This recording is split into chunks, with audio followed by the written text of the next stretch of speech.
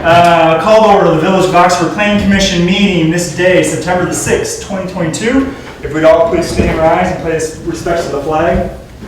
I pledge allegiance to the flag of the United States of America and to the republic for which it stands, one nation, under God, indivisible, with liberty and justice for all. Madam Secretary, if you please call the roll. Kelly Yarkles. Here. Justin Ballard. Here. Scott Flynn. Here. Marie Hama. Yeah. Michelle McClellan. Here. John Knoll. Here. Leslie Pilak. Here. Excellent, we are all here. Any public comment? Seeing none, we'll move on. So it takes us down to, do I have a motion to approve tonight's agenda? So moved. I'll second that. Excellent, I have a first and a second. All those in favor? Aye. Any opposed? Excellent, we have approved agenda. Do I have a motion to approve the minutes from dated August the 16th, 2022? I'll make a motion to approve the minutes from August 16th, 2022. Second. All right, I have a second from Noel. All those in favor? Aye. Any opposed? Excellent, so those are minutes are approved as well. Madam Secretary, any correspondence? I don't think so. Nope. Okay, didn't think there was any last minute ones, but okay. Okay, so as we're moving along, now it brings us down to new business. This is the sign permit application for internally illuminated wall sign by Nash Flanders Law. Mario, if you please start. Yes. Good evening, everyone. So tonight we're here to discuss another internally illuminated wall sign. The sign, it's not unique in character, but it's just a nice high quality sign. It's a box sign, and then the way that it's going to be illuminated is they're going to have an opaque surface that the text will be channel cut out of that solid piece of metal. Basically, it's going to be aluminum, black aluminum, and then a clear acrylic will be placed on the text, and then there will be LEDs placed in the box to ignite, illuminate the sign. But the effect in it is pretty much like a channel cut letter sign that we've been seeing in the past, where the individual letters are manufactured and then adhered to mounted on the building wall, and you get that contrast of the letter with the building wall. So it's still a nice design. The letters and styles are pretty modern and very clean design. And then I think this is a good style too, because then the actual amount of surface that's emitting the light is pretty limited. So in the end, when it comes to these type of signs, since it would be facing angled onto oncoming traffic of Burdick Street, it would be important to include both a dimmer and a photometric device that would dim the sign automatically during the nighttime or dusk hours, or even also too when it rains, it does that as well. So in the end, this one sign does meet the square footage requirements and the locational requirements, and we would recommend approval of the illumination contingent upon the installation of a dimmer control module. And then we do have a recommended setting of 100 candela per meter squared, or nits, as normally it's called. And we recommend that approval. Do we have any questions? Mo? Well, I questioned the length of the wall, and Mario thinks it's 22 feet. So I'd just like to make it, I think maybe contingent that the applicant confirms the length of that wall. It's at least 19 feet or greater. Does that mean that what is your concern about the length of the wall? They only get 1 square foot per linear foot on that wall. So if the wall's less than 19 feet long, they don't get 19 square feet of signage. Okay. Gotcha. So that's your concern? Yeah. Okay. I just wanted to, Mario thinks it's 22. I'm good with that. I just think the applicant should have to provide that. Whether they'll do that in the morning. Yeah, and that's what, and on the application it does say we'll have tomorrow AM, but it doesn't say like when that was. So this was the 24th, and they still doesn't look like it was maybe provided. Maybe it was. Well, Kim was sick today, Uh-huh. and she's the one who handles the permits or the applications for, the sign permit. So it's possible that it's in her inbox, and we just don't know it. Okay. Any other questions? Kelly? No. Thank you. John, go ahead. Just a point, reading through the specs, Mario, I see things about bright, brighter, brightest. I see features of brighter signs with less power. I don't see anything about dimming capability. So when we make our motion, I would suggest that we make sure that we can dim the sign regardless of what they plan to put inside of it. Yeah. Nothing in the specs call out that the lighting is dimmable that I can see.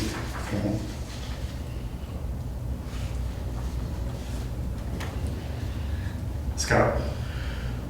Maybe one question more so for clarification in general terms regarding the dimmer switch and that functionality.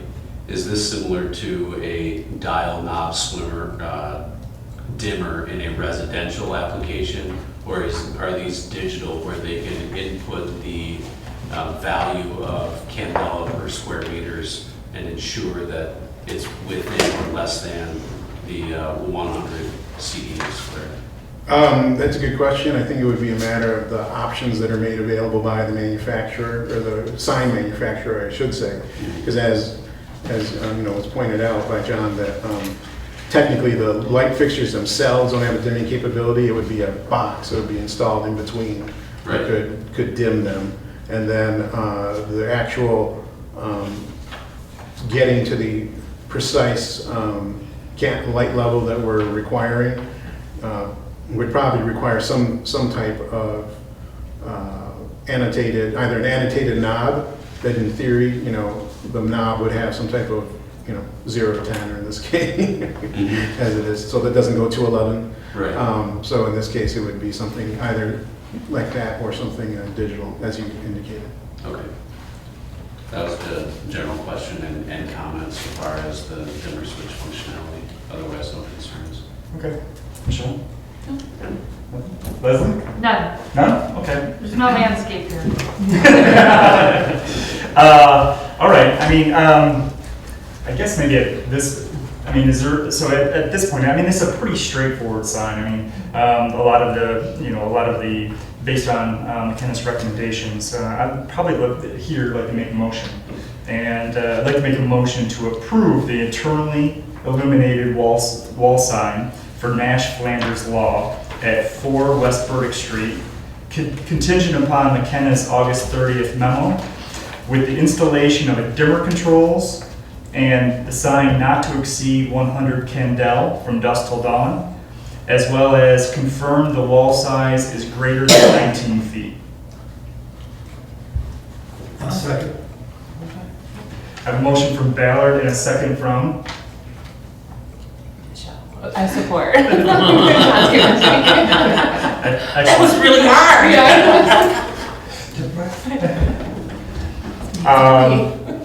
Madam Secretary, we call the vote. Arkles? Yes. Flynn? Yep. Helmut? Yes. McClellan? Yes. Noel? Yes. Pilak? Yes. Ballard? Yes. All right, excellent. They've approved to sign.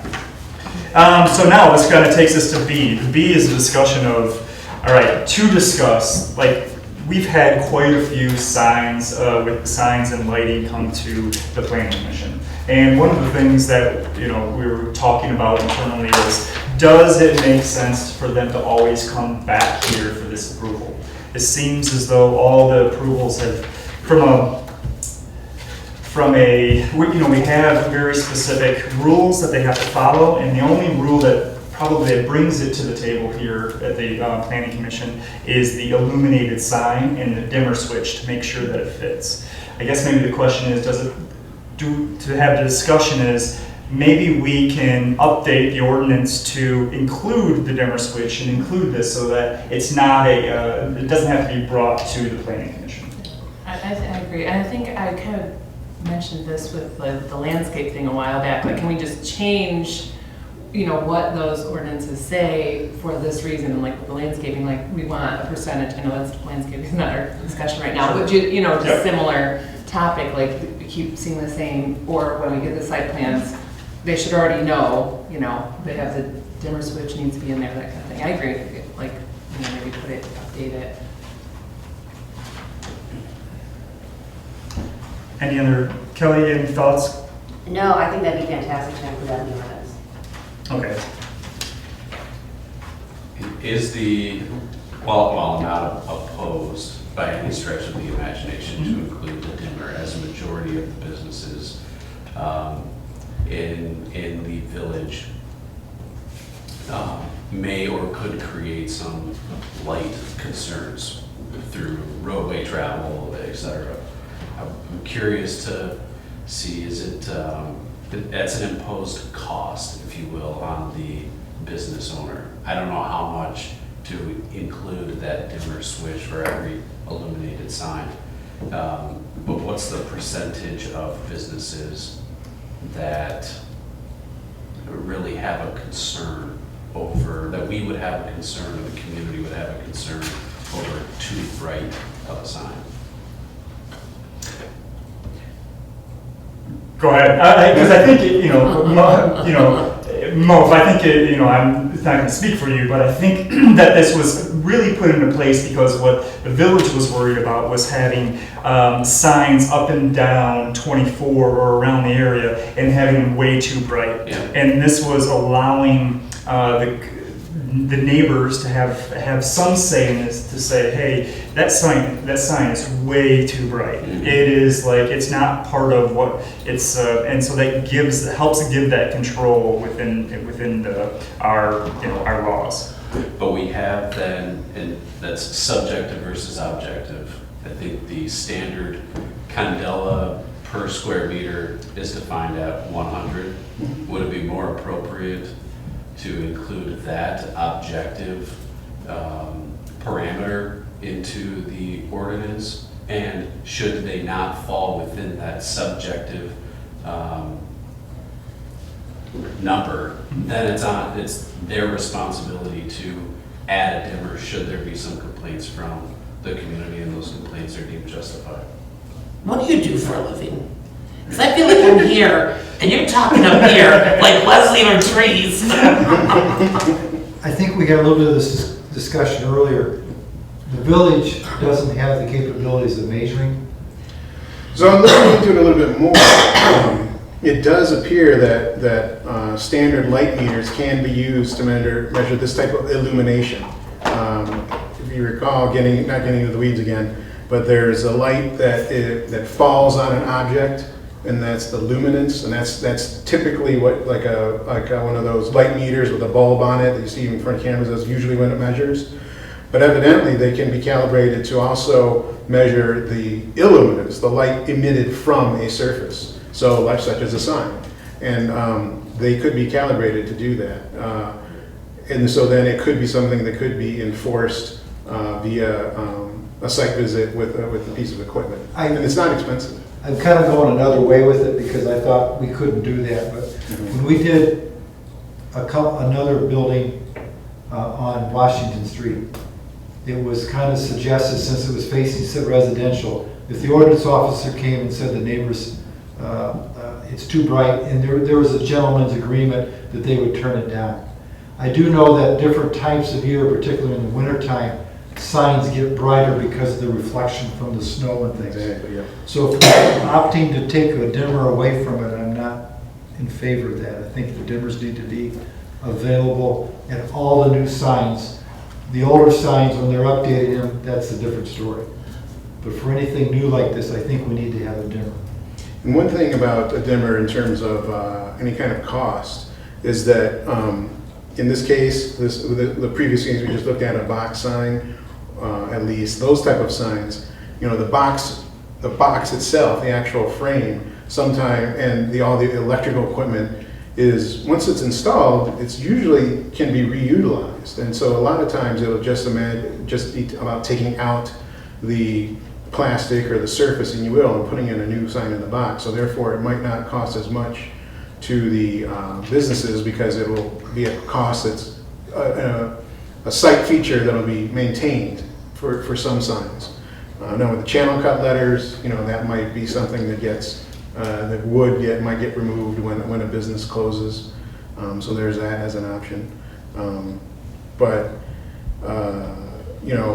it's something we could I could poll some different sign companies to see how much of a percentage the dimmer is for an overall sign, something like that. And then, so just to back up for a second, this would require an amendment to the zoning ordinance because right now it is in there that it specifically says within the C1 core and C1 transition districts, internally illuminated signs are subject to design approval by planning commission. But all the other signs, in a C2 district, internally illuminated, do not require planning commission approval, and externally illuminated signage in any commercial district does not require planning commission approval. So that's why we were thinking maybe, and it's a good example of, since you've been doing it so repetitively, you've come up with these policies, and so it could be something that could be transitioned to ordinance language as standard. And then, as you said, we could put in some trigger that says, one trigger I would definitely have is for letting the building official, in their discretion, require planning commission approval if they feel that there's something,